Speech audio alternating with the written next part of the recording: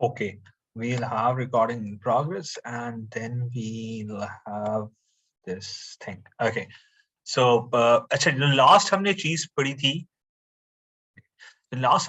थी that was landfills. ठीक है, हमने सॉलिड वेस्ट मैनेजमेंट पढ़ा था कि किस तरह सॉलिड वेस्ट मैनेजमेंट का जो तरीका होता है असली वो लैंडफिल्स है। और ये लैंडफिल्स हमारे पास, हमने इसकी बात की कि बायोडिग्रेडेबल वेस्ट कौन सा होता है, लैंडफिल्स डिजाइन कैसे करते हैं, टाइप्स ऑफ लैंडफिल्स कैसे होते हैं, और ये फिर हमने थोड़ा बहुत पढ़ा कि उसकी सिलेक्शन का क्राइटेरिया कैसे होता है, कैसे लैंडफिल्स को डिजाइन करते हैं।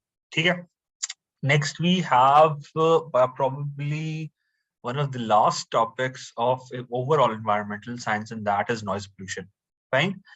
Okay, so इसको भी हम उसी systematic approach से लेके चलेंगे. We'll have cause, we'll have effect, and then we'll have control measures. Okay, sources of noise pollution, that is indoor plus outdoor. If you have a room next to a disco or something जहाँ पे लोग बहुत शोर करते हो, railway station के पास इन लोगों के घर होते हैं, इस तरह पाकिस्तानी केस में that can actually do it. Neighbours dog barking, किसी का बिल्कुल कुत्ता जिन्होंने साथ रखा वो बहुत शोर करता हो, एरोप्लेन्स फ्लाइंग ओवर। अब ये जिस तरह आस्करी 10 के जो घर होते हैं वो कंपैरेटिवली सस्ते होते हैं लाहौर में, क्योंकि वो बिल्कुल एयरपोर्ट के साथ है, उसके पास हर वक्त जहाज़ों की आवाज आती रहती है। Moving and Hawking of vehicles, अगर आप किसी बहुत बिजी रोड पे रहते हो, फॉर एग्जांपल इमेजिन करेगा कोई बंदा मंडिया रोड पे रहता हो या इस तरह, तो वो तो नहीं सोच सकता। हर वक्त ट्रक चलते रहते हैं या गाड़ियां चलती रहती हैं, वो ट्रैफिक फंसी रहती है और उसके honks. Similarly industrial production noise, if somebody is very familiar with looms and stuff, तो उनकी भी बहुत शोर की आवाज होती है। अब आगे जी वो नॉइज पोल्यूशन होती है, उसके सोर्सेज वो होते हैं। इफेक्ट्स ऑफ नॉइज पोल्यूशन क्या हो सकते हैं? Auditory effects, auditory fatigue and deafness. Non auditory effects, annoyance, loss of working efficiency, interface in speech, communication, increase heart beats, BP etcetera. एक तो पहला मसला ये है कि नॉइज पोल्यूशन ज्यादा होना तो सुनाई पे इफेक्ट होता है, उसको उनको कहते हैं ऑडिटरी इफेक्ट्स। ठीक है, the kind of the kind of you can say noise that is actually audible to you, that affects your ears, is basically auditory fatigue and deafness. Non-auditory effects are basically कि आपको continuous ना शोर से गुस्सा सा आता रहता है और फिर आपकी एफिशिएंसी खराब हो जाती है। फॉर एग्जांपल, अगर आप काम कर रहे हो, बीच में एक टिन का मैसेज आए ना, व्हाट्सएप का जो मैसेज होता है, इंसान का सारा फोकस खत्म हो जाता है, उधर आ जाता है। सिमिलरली अगर आप बड़े तरीके से कुरान शरीफ पढ़ रहे हो या कुछ एकदम बेल बजे, तो आपका वो फोकस खत्म हो जाता है। सिमिलरली इंटरफेरेंस इन स्पीच कम्युनिकेशन, आप अगर बोल रहे हो, जिस तरह अक्सर मैं बात कर रहा होता हूँ, मेरा अगर डॉग बाक कर रहा हूँ, तो मुझे फिर ऊंचा बोलना पड़ता है कि यार ये बात तो सुनी नहीं होगी, फिर मैं उसकी वॉइस को ओवरकम करने के लिए और ऊंचा बोलता हूँ, और फिर इस तरह।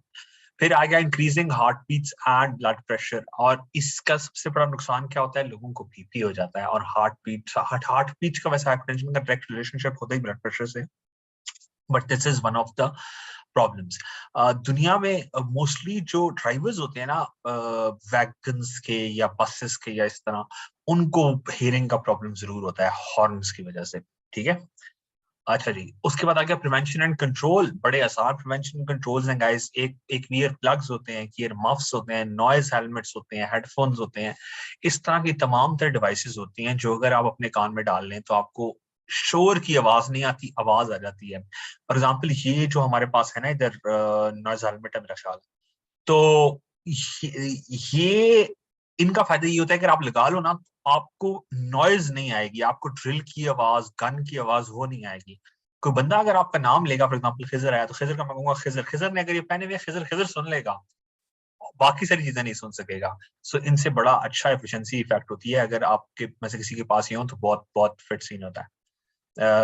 I usually wear these in the office कि कोई बुलाए तो आवाज आ जाए, वरना किसी बात की आवाज है। मूविंग ऑन जी, जब हम साइड मेरा ऑफिस था तब की बात है। प्रिवेंशन एंड कंट्रोल, उसके बाद आ गया जी प्रिवेंशन एंड कंट्रोल कैसे कर सकते हैं? यूज ऑफ इम्प्रूव टेक्निक्स, बिल्कुल सही। First of all industrial noise, अच्छा इसमें बताया प्रिवेंशन कंट्रोल में कि दो तीन चीजें हैं। नंबर वन, पहली तो इंडस्ट्रियल नॉइज पोल्यूशन है वो कैसे कंट्रोल कर सकते हैं, फिर कम्युनिटी की नॉइज पोल्यूशन को कैसे कंट्रोल कर सकते हैं। अच्छा जी, पहला आ गया use of improve techniques. Number one कि आपकी मेथोडोलॉजी के लिए जो आपने टेक्निक यूज की है वो इम्प्रूव करनी चाहिए। बिल्कुल सही। फॉर एग्जाम्पल मीनिंग कि जिस तरह हमने बात की थी, रेलवे स्टेशन के पास किसी का घर हो तो आवाज, तो यार ओरिजिनली तो ट्रेन ही लाहौर ऑरेंज ट्रेन की तरह होनी चाहिए ना, एलिवेटेड ट्रेन होनी चाहिए, इलेक्ट्रिकल, जो जमीन से उठ के थोड़ी चलती हो, श्योर ही ना हो, ठीक है, एफिशिएंसी भी उसकी ज्यादा होगी। अब ये एक तरीका है। दूसरा तरीका कि आप साउंड प्रूफिंग कर लें, आप खिड़कियां बंद रखें, खिड़कियों के साइडों पर अगर आप नॉइज पोल्यूशन से रुकावट की चीजें इस्तेमाल करें, कारपेट यूज करें रूम में, कर्टन्स डेंस यूज करें, वॉल्स पे पैनलिंग हुई हो वुड की, तो बहुत ज्यादा साउंड प्रूफिंग हो जाती है। अच्छा, उसके बाद आ गया ट्रांसमिशन कंट्रोल। आप ट्रांसमिशन कंट्रोल करें। ट्रांसमिशन बेसिकली कहते हैं कि एक जगह से दूसरी जगह कोई चीज, किसी बात को लेके जाने को, ट्रांसमिट करने को, ठीक है। तो आप वो वहां से कैरी ना हो सकता इस तरह से हो। फॉर एग्जाम्पल, अगर किसी का घर रेलवे स्टेशन के पास है ना, तो वो रेलवे स्टेशन और अपने घर के बीच में दरख्त लगा ले, काफी ज्यादा नॉइज कम हो, ठीक है। अच्छा, उसके बाद आ गया creation of green vegetation cover. ये वही वाली बात उसने मेरी दोबारा कर दी। फिर उसने कहा यूज ऑफ प्रोटेक्टिव डिवाइसेस। जिस तरह हमने लास्ट स्लाइड में पढ़ा कि ईयर प्लग्स भी होते हैं, ईयर मफ्स भी होते हैं, हेडफोन्स भी होते हैं, नॉइज हेलमेट्स भी होते हैं, उन सारों को यूज करें तो नॉइज पोल्यूशन कम हो सकती है। उसके बाद आ गया use of building codes. This is one of the operation in open spaces. अच्छा, एक और बात, ऑपरेशन इन ओपन स्पेसेस ये नहीं होना चाहिए। अगर एक फैक्ट्री है, कोई मिल है, कोई चीज है, तो वो ओपन में लगनी नहीं चाहिए। उसका प्लांट क्लोज लोकेशन में लगना चाहिए, यानी कि चारों तरफ से कवर्ड हो, नॉइस कम बाहर आए, ठीक है। अच्छा, ऑपरेशन ओपन स्पेस बंद होना चाहिए। फिर आ गया यूज ऑफ बिल्डिंग कोड्स। जो आप बिल्डिंग्स डिजाइन करते हैं ना, उसके लिए एक स्टैंडर्ड कोड होना चाहिए, मीनिंग आपको सिंगल ईंट पतली वाली नहीं लगानी चाहिए, उस तरह साउंड बैरियर बिल्कुल नहीं होता। अगर आप प्रॉपर वॉल हो तो फिर आवाज भी जाती है दूसरी तरफ, ठीक है। और उसके बाद आ गया increase in path length. Obviously common sense Doppler effect कहते हैं इस चीज को, कि आपका जितनी दूर जगह होगी साउंड की दूर से, उतना उतना बेहतर बेहतर हो सकता है। अच्छा जी, उसके बाद आ गया रिडक्शन ऑफ नॉइस। अच्छा, कम्युनिटी नॉइस को कैसे कम कर सकते हैं? इंडस्ट्री के केस में ये सारा कुछ होना चाहिए। कम्युनिटी केस में क्या होना चाहिए? Reduction of noise by zoning the area.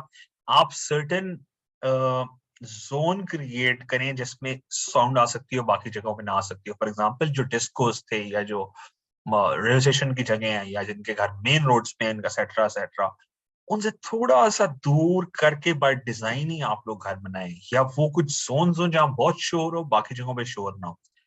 इसी तरह आ गया इनकॉर्पोरेट साइलेंसर्स इन व्हीकल्स। अब ये एक बड़ा बड़ा फजूल हरकत है, काफी लोग ये करते हैं कि मोटरसाइकिल का साइलेंसर उतार के फिर वो मोटरसाइकिल चलाते हैं, ठीक है। गजल smiling, I can see him, मुझे लगता है ये भी हरकतें करता रहा है जुनून प्लाजा के अंदर, हो ये वो, जस्ट टू ग्रैब अटेंशन। अब उससे इतना शोर और इतनी बेरुखी, ये दिस इज नॉट गुड। फिर आगे जी, maintain speed limits. Obviously speed limits maintain करनी चाहिए ताकि ना पूरी ब्रेकें लगे और ना ज्यादा आवाज हो। Public awareness obviously in everything. अच्छा गाइस, ये पब्लिक अवेयरनेस वाला पॉइंट नोट कर लें, किसी भी पोल्यूशन या किसी भी चीज के अंदर कंट्रोल में पब्लिक अवेयरनेस आपने जरूर यूज करना है। पब्लिक अवेयरनेस और स्ट्रिंजेंट लॉज। ऐसे लॉज पास होने चाहिए कि आप कम्युनिटी के अंदर किसी को शोर करना ही ना दें। फॉर एग्जाम्पल, कम्युनिटी के अंदर जो लोग घर है वो कमर्शियल एक्टिविटी वहां कर ना सके, वो वहां प्लांट ऐसा लगाई ना कि आवाज आए ना। पेट्स रखने पे भी अच्छी कॉलोनीज में फाइन होता है, जुर्माना होता है, वो नहीं रखने देते। वो कहते हैं कि आपका नेबर्स ने कंप्लेन की है कि आप शोर बहुत करते हैं, सो ऑन सो फोर्थ, ठीक है। अब यहां तक था noise pollution as a whole. अब हम चलते हैं एक जनरल टॉपिक की तरफ। वो ये बात है कि किसी ने मुझे कहा था स्पेशल आप बता दें एसिड रेन क्या होती है। हमने स्मोक के केस में एसिड रेन पढ़ी, और अभी हम उसको दोबारा बेहतर तरीके से देखते हैं एसिड रेन क्या होती है। एसिड ट्रेन बेसिकली होता है इस तरह के फैक्ट्री से different sulphur dioxide, nitrogen dioxide, carbon dioxide, ये तीन मेन कंट्रीब्यूटर्स हैं, ठीक है। ये गैसेस होती हैं, ये अपवर्ड हवा में होती हैं। अब हवा में ये मिक्स होती हैं असली क्लाउड के साथ जिसके अंदर पानी है, H2O, ठीक है। अब ये इनके साथ जब मिलता है ना, और पानी फिर इन गैसेस से रिएक्ट करता है, तो वो कोई ना कोई एसिड बनाता है। फॉर एग्जाम्पल, H2SO4 बनाता है, इसके केस में हाइड्रोसल्फ्यूरिक एसिड, नाइट्रिक एसिड बनाता है नाइट्रोजन डाइऑक्साइड के केस में, और हाइड्रोकार्बन एसिड होता है मेरा ख्याल है, जो H2CO3 होता है, वो बनाता है कार्बन डाइऑक्साइड के केस में। और वो गैसेस इस पानी से मिलके एसिड बन के जमीन में वापस आती हैं, और वो जिस जिस पानी में जाता है वहां पे बायोडाइवर्सिटी की, बायोलाइफ भी वो खराब करते हैं, और जिन ट्रीज पे पड़ता है वो प्लांट्स भी खराब हो जाते हैं, ठीक है, क्योंकि उनका काम पानी जमीन से लेना होता है, एसिड नहीं। तो इस वजह से वो जल जाते हैं। This is very dangerous phenomena and it can result in ecologically dead zones. अच्छा जी, having use of the acid rain, we move forward. अच्छा, एसिड रेन की ना पीएच किस तरह मेजर करते हैं? पीएच के बारे में वैसे मैं ओवरऑल थोड़ा सा बता देता हूँ पीएच न्यूट्रल जो चीज होती है ना वाटर, उसकी होती है 7, ठीक है। पाकिस्तान में जो रेंज है पानी की वो 6.5 to 8.5 है, जो कि बहुत ज्यादा इतनी नहीं होनी चाहिए। तो 7 इज एग्जैक्टली न्यूट्रल वाटर। इससे नीचे जितने होते जाते हैं वो एसिड हो जाता है, ऊपर जितना होता जाए वो बेसिक हो जाती है चीज। ये डिफरेंट चीजों के इन्होंने बताया हुआ है कि ये इतने का है, ठीक है, इतने इतने का एसिड का पीएच होता है।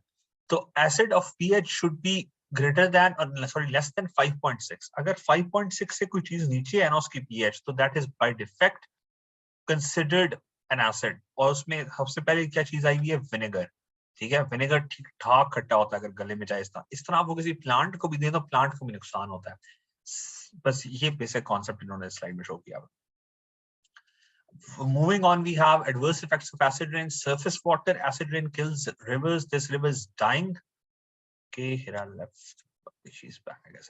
Acid rain kills rivers. This river is dying. Atlantic Salmon Federation of etc.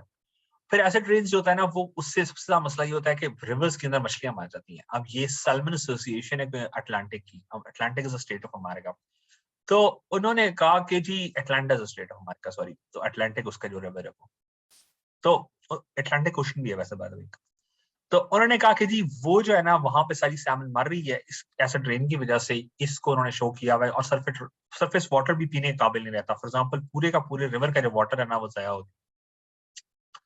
ये कुछ इमेजेस हैं जो शो कर रहे हैं कि how much dead fish are there due to acid rains. ये फिश दिखाए में इस पिक्चर में देख सकते हैं कि एक बंदा और कितनी मछलियां मरी हुई हैं और कितनी तबाही हुई है। वैसे ये सलमान स्पिरिट से हुई थी, ऐसे वो एक और मसला है, उसको छोड़ते हैं। फिर एसिड रेन के एडवर्स इफेक्ट्स, पहला क्या आ गया, सरफेस वाटर नहीं चलता। दूसरा आ गया एक्वाटिक एनिमल्स मर जाते हैं।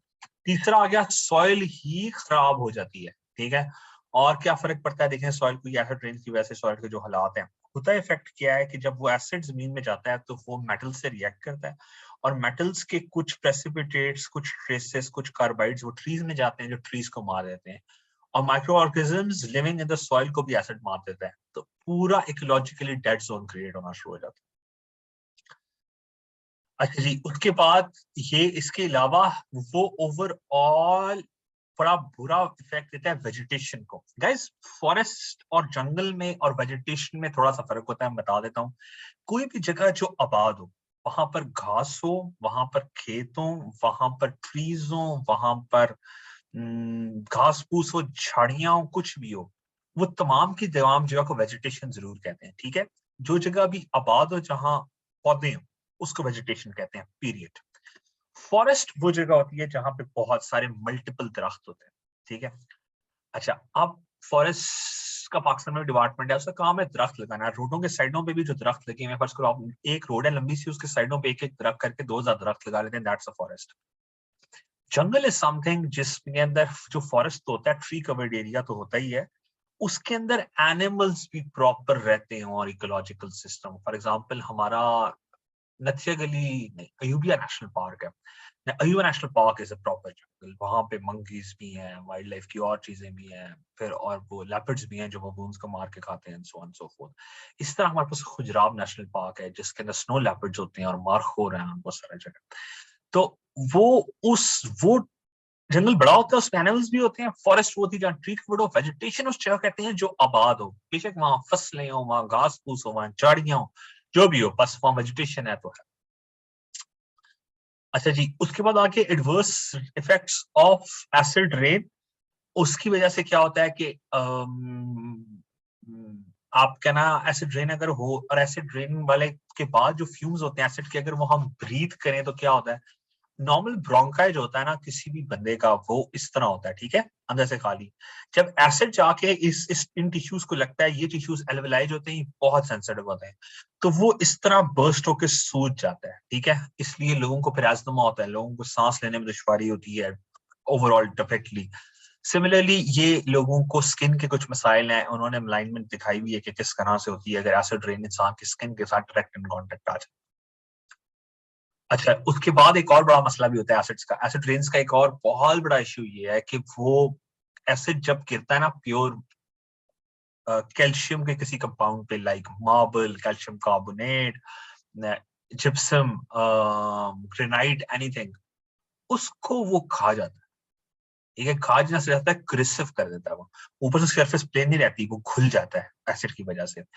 इसका सबसे बड़ा मसला जो था वो ये था कि जो ताजमहल ऑफ आगरा है ना, that was entirely made of marble, and due to acid rains Taj Mahal of Agra खुलना शुरू हो गया। अब फिर इंडिया ने वो बंद कराएंगे एसेट्रा एसेट्रा। ये कोई स्टैचू है, इसके साथ भी यही मसला है। ये I think this is mine philosophy, ये भी इनके साथ भी इश्यूज है। सो मसला क्या होता है कि जितनी भी मार्बल की चीजें होती हैं, जो स्टैचूज होते हैं या जो मार्बल लोगों ने बिल्डिंग्स के आउटसाइड पे लगाया होता है, वो सारे का सारा खुरना शुरू कर देता है, and that is a loss, like financial loss. So that is also fuelled bye acid rain. Similarly this is the limestone की जो चीजें होती हैं, लाइमस्टोन भी कैल्शियम कार्बोनेट होता है ना, नहीं कैल्शियम ऑक्साइड होता है शायद। तो लाइमस्टोन की भी जो चीजें होती हैं, फॉर एग्जांपल सिंपल चूने की जो बनी होती हैं, उनके साथ भी बहुत बुरी होती है। फॉर एग्जांपल 1908 में जो मुजस्मा था वो एक जगह पे ऐसे था ना, एसिड रेन्स के बाद 1969 में वो ऐसा हो गया, यानी कि पहचानने से काबिल ही नहीं रहा, मतलब वो डिसॉल्व हो गया वक्त के साथ या एसिड रेन की वजह से घुल गया।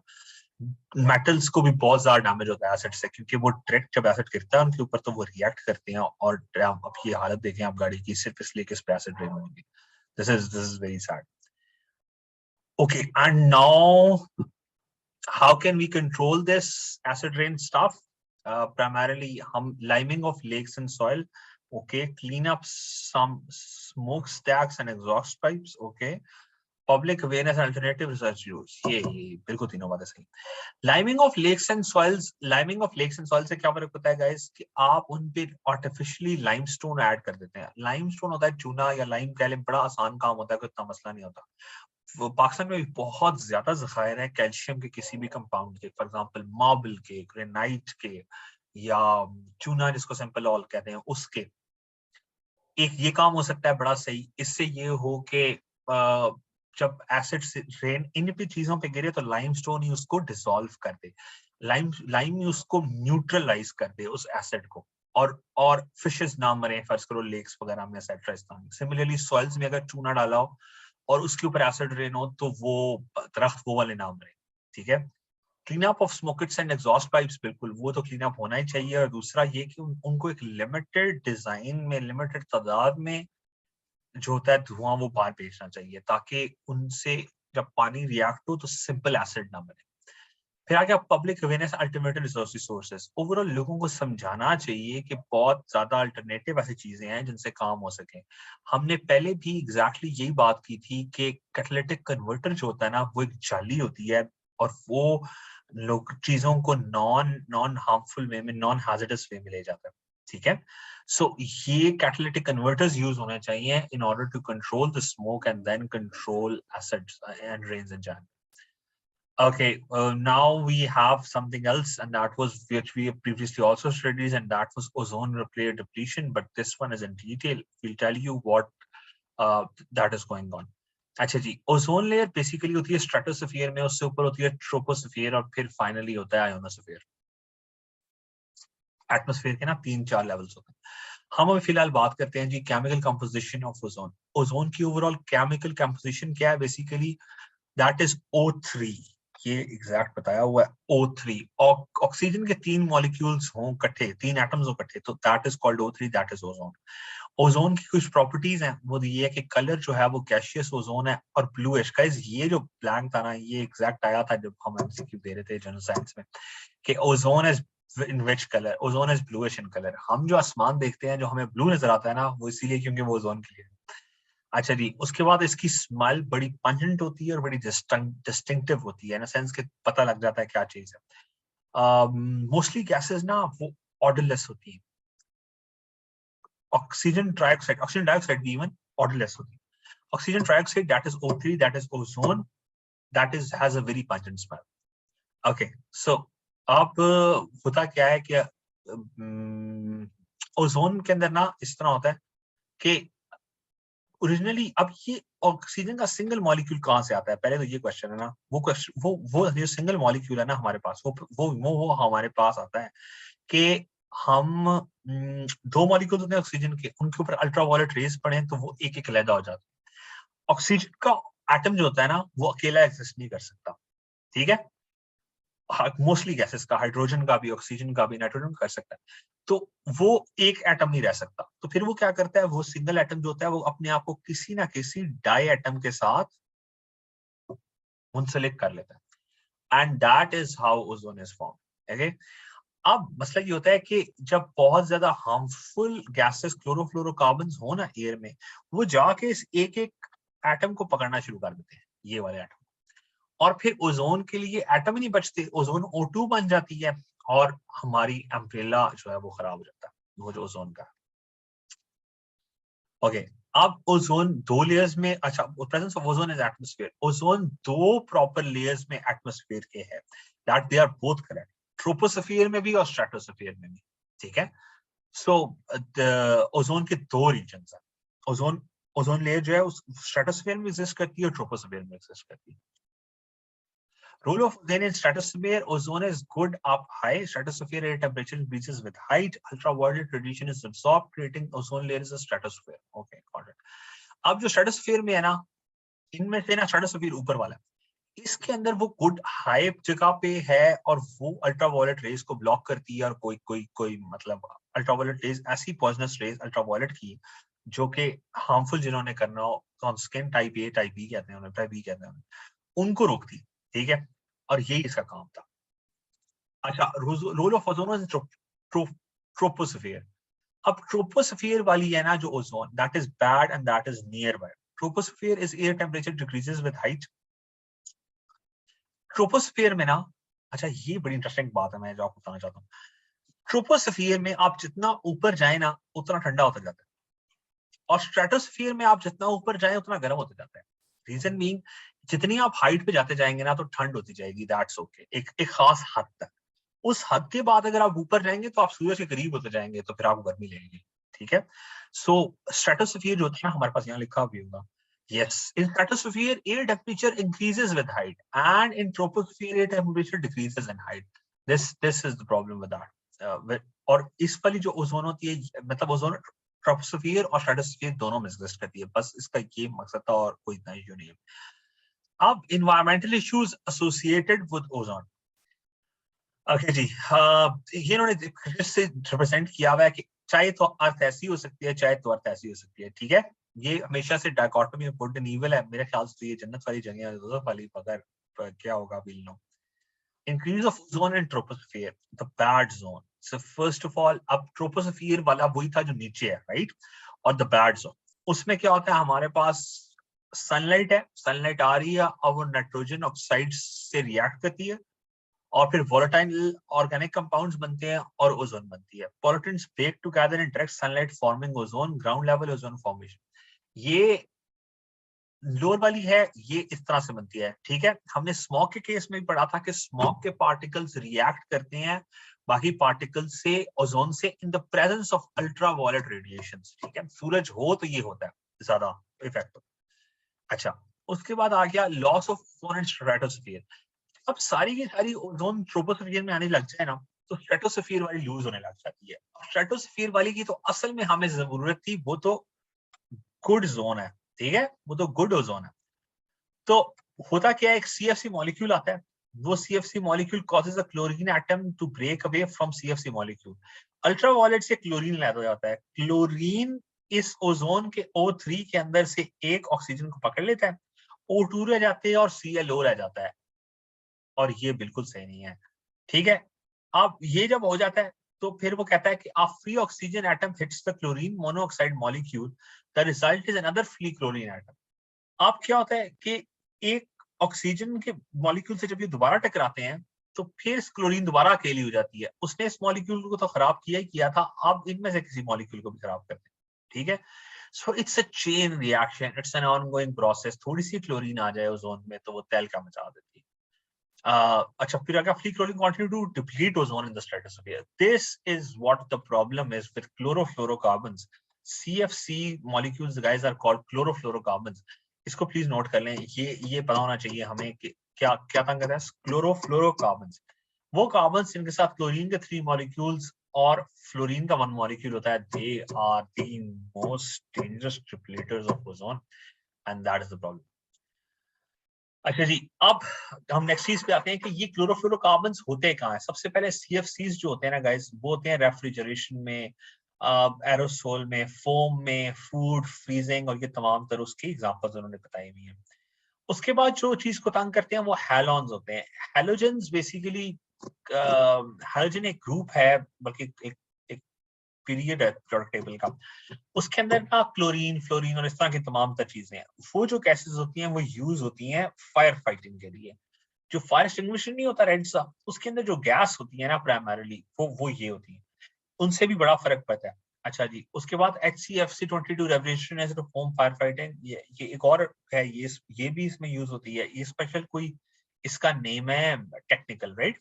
अच्छा, उसके बाद आके हमारे पास methyl chloroform. Methyl chloroform, chloroform की भी डिफरेंट टाइप्स होती हैं, वो जो बेहोश करने के लोगों को यूज करते हैं for medical purposes and surgical purposes. तो उसके अंदर एक इथाइल होता है, एक मिथाइल होता है। मिथाइल का जो सॉल्वेंट होता है, उससे जो फ्यूम्स उठते हैं वो भी काफी ज्यादा खराब हरकतें करते हैं। अच्छा, उसके बाद आ गया कार्बन टेट्राक्लोराइड। कार्बन टेट्राक्लोराइड होता है गाइस, कार्बन के साथ ना 4 मॉलिक्यूल्स ऑफ क्लोरीन होते हैं। उनका भी यही मसला है कि वो कार्बन एक किसी को छोड़ता है क्लोरीन को, वो फिर ऑक्सीजन को तोड़ देता है, और फिर सो ऑन सो फोर्थ। ये भी बड़ा मसला है। ये भी एक सॉल्वेंट होता है, ये भी यूज होता है डिफरेंट केमिकल इंडस्ट्रीज में और ओवरऑल। ओके, ये मेन कंट्रीब्यूटर्स हैं इनकी। अगर ये आपको ये वाले टेक्निकल नेम्स ना भी याद रहे, आपने प्लीज ये वाले जो यूज्ड इन वाली चीजें हैं ये याद रखनी है। आपको पता लगे रेफ्रिजरेशन से, एरोप्लेन्स की चीजों से, वार्मिंग डिवाइसेस यानी कि माइक्रोवेव ओवन एक्सेट्रा, फिर कॉस्मेटिक्स से, रेफ्रिजरेशन से, इनसे ये वाले इफेक्ट्स प्रोड्यूस होते हैं। ठीक है, आपको अगर ये वाले टेक्निकल नेम्स नहीं भी याद रहते, ये वाले आपके ज़हन में होने चाहिए। ठीक है, आपको पता हो फोम से, फायर फाइटिंग से, इनसे आ सकता है। जो मोस्टली ब्लैंक्स आते हैं ओजोन डिप्लीशन के, उनके अंदर 3-4 ऑप्शंस गिवन होते हैं, उस ऑप्शन में से आपको करेक्ट वन पता होना चाहिए। ठीक है, या हो सकता है वो कहे कि ऐसा कौन सा है जिससे फर्क नहीं पड़ता। तो अगर आपको बाकी चीजें, फायर फाइटिंग, रेफ्रिजरेशन, ये वाली चीजें याद हैं, आप ऑड वन आउट पिक कर सकेंगे। ठीक है, आगे चलते हैं। अच्छा, उसके बाद आ गया जी इफेक्ट्स ऑफ ओजोन डिप्लीशन। अगर ओजोन डिप्लीट होगी तो फिर मसला क्या होगा। चारों 4 फैक्टर्स इफेक्ट होंगे गाइस, उनको हम बारी बारी देखते हैं। ह्यूमन हेल्थ को, प्लांट्स को, एक्वाटिक इकोसिस्टम्स को और मटेरियल्स को।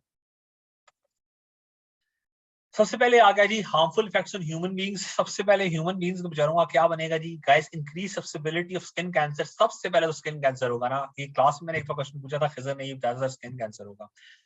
अच्छा जी, उसके बाद कैट्रियाटिक जो मसाइल है ना, वो बेहतर ज्यादा हो जाएंगे, दैट इज नॉट गुड। ठीक है, अच्छा, कैटरेक्टिक कौन से मसाइल होते हैं ये हम डिस्कस करते हैं। अच्छा जी, उसके बाद आ गया कि over exposure of ultraviolet radiation causes genetic damage.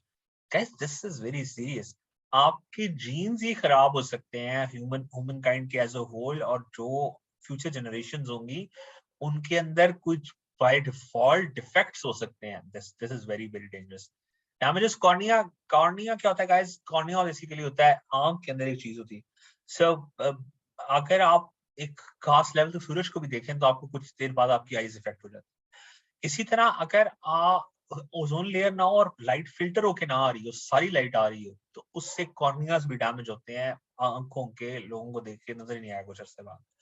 और कॉजेज रेटिनल डिजीजेस, रेटिना भी आंख के अंदर ही होता है, उसके अंदर भी जब ये हार्मफुल रेडिएशंस आंख के अंदर गई, उन्होंने कॉर्निया भी खराब करना, रेटिना भी खराब करना। Last but not the least, सबसे important, suppresses human immune system. जो ह्यूमन बींग्स की इम्यूनिटी होती है ना, वो बहुत लो हो जाती है, फिर उनको कोई भी बीमारी बहुत आसानी से हो जाती है। अब जिन लोगों ने वैक्सीनेशन कराई हुई थी, उनको बड़ा कम इफेक्ट हुआ है इस बार कोविड से, अल्हम्दुलिल्लाह इंक्लूडिंग मी। जिन लोगों, क्योंकि उनका इम्यून सिस्टम स्ट्रांग हो गया हुआ था। जिनको शुरू शुरू में इफेक्ट हुआ उनको बहुत ज्यादा है। ठीक है, दिस इज वेरी लॉन्ग। अच्छा जी, उसके बाद आ गया inhibits harmful effects for plants. क्या होगा, inhibits photosynthesis, inhibits metabolism, represses growth, destroys cells, causes mutation. Now mutation is very very dangerous. Mutations उस केस में भी जीन्स में। गाइस असल में इस तरह होता है कि हाँ, फर्स्ट कहते हैं चीड़ का दरख्त है, राइट। चीड़ का दरख्त नॉर्मल होते हैं, बाद में बहुत ज्यादा हो गए हुए हैं, डिफरेंट घरों में भी हैं लोगों के, शिमला पहाड़ी वगैरह की साइड भी बहुत ज्यादा, नथिया गली की साइड भी बहुत ज्यादा है। हमारे पास जो चीड़ की फॉर्म है ना वो म्यूटेटेड है, क्योंकि ओरिजिनल जो चीड़ होता है ना उसमें चिलगोजा होता है। अब इमेजिन करें जो चिलगोजा वाले चीड़ है वो भी ऐसे प्रोड्यूस हो जाए कि चिलगोजे ना प्रोड्यूस करें, तो फिर तो उनका बहुत ज्यादा मसला हो जाएगा, लाइक उनका मॉनेटरी बेनिफिट बहुत कम हो जाएगा। इस तरह जरा सा फर्क होता है किसी चीज में, लेकिन वो म्यूटेशन से बहुत ज्यादा फर्क हो जाता है। फॉर एग्जाम्पल कुछ ट्रीज हो आपके पास लोकार्ट के, वो लोकार्ट दे ही ना, तो आपके तो वो ट्रीज पे टेक्निकली मॉनेटरीली किसी काम के नहीं रहे, आपने तो फ्रूट बेचना था। सो this is one of the key problems of mutations, के अगर प्लांट्स भी हल्का सा म्यूटेट कर रहे हैं तो फिर उनकी वो रिप्रिकॉशन, उनका वो रिजल्ट्स नहीं रहते, वो उन कंक्लूजन्स पे नहीं पहुंच सकते जैसे पहुंचना चाहिए। उसके बाद आ गया जी डिक्लाइनिंग फॉरेस्ट प्रोडक्टिविटी। फॉरेस्ट के ओवरऑल दरख्त ही नहीं होते, दरख्तों को प्रॉपर लाइट ही नहीं मिलती, फोटोसिंथेसिस वो ग्रो ही नहीं कर सकते। ये वही बात है कि आप एक दफा कोई भी प्लांट शेड में लगा के देखें और कोई प्लांट सन में लगा के देखें, जो सन वाला होता है वो 10-20 टाइम्स फास्ट ग्रो करता है बनस्पत शेड वाले, प्रोवाइडेड दैट वो सन लविंग प्लांट और शेड लविंग। अच्छा जी, उसके बाद आ गया harmful effects of other organisms. अब इसके अलावा और लिविंग ऑर्गेनिजम्स के साथ क्या है, marine fresh water organisms are very sensitive to टोराइड। This is where things come actually tricky. अब मरीन कहते हैं समंदर के मोस्टली जानवरों को। समंदर और फ्रेश वाटर दोनों के जो जानवर भी होते हैं, जो ऑर्गेनिजम्स भी होते हैं, वो अल्ट्रावायलेट रेज के साथ बड़े ज्यादा सेंसिटिव होते हैं। ठीक है, दुनिया में ना 75% जितना फोटोसिंथेसिस होता है ना वो एलजी करता है, काई करती है। काई जो होती है वो बहुत सेंसिटिव होती है अल्ट्रावायलेट रेडिएशन की। अगर अल्ट्रावायलेट रेडिएशन एक खास हद से बढ़ गई तो दुनिया में 75% फोटोसिंथेसिस ही नहीं होगा, 75% ऑक्सीजन ही नहीं प्रोड्यूस होगी। You can imagine the kind of लोग जिस तरह अल्लाह माफ करे उस टाइम मरेंगे। So this is very very dangerous. उसके बाद आ गया fish larvae are very sensitive. Fish के जो एग्स होते हैं ना, फिश के जो लार्वास होते हैं वो भी बहुत सेंसिटिव होते हैं। फिश का भी वही मसला है गाइस, हर जगह फिश को इसीलिए लाते हैं क्योंकि दुनिया में ना थ्री थ्री टाइम्स वाटर है और वन टाइम्स लैंड है, ऑलमोस्ट इस तरह। लैंड ही बहुत ज्यादा अनहैबिटेड है, और जो वाटर है उसकी डेप्थ भी बहुत ज्यादा, तो उसमें बहुत ज्यादा लाइफ है।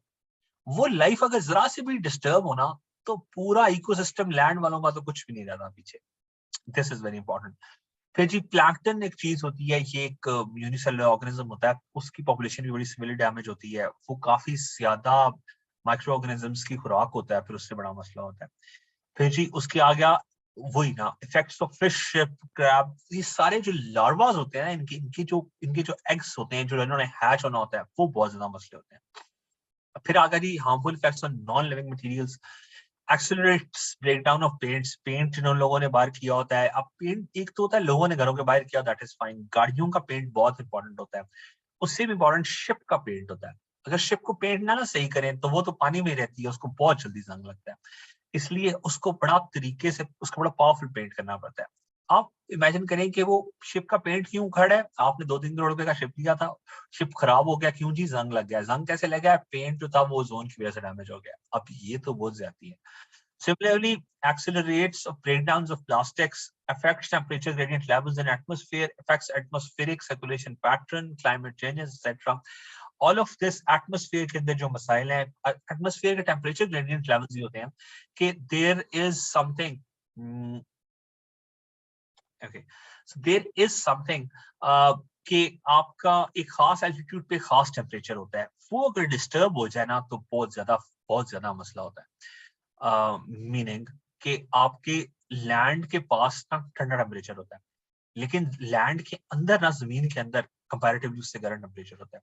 फिर जो आप ऊपर जाते जाते हैं, इखलाकन टेम्परेचर ठंडा होना चाहिए रात के टाइम, दिन के टाइम जो आप ऊपर जाएं गर्म होना चाहिए, क्योंकि सूरज करीब होता जाता है।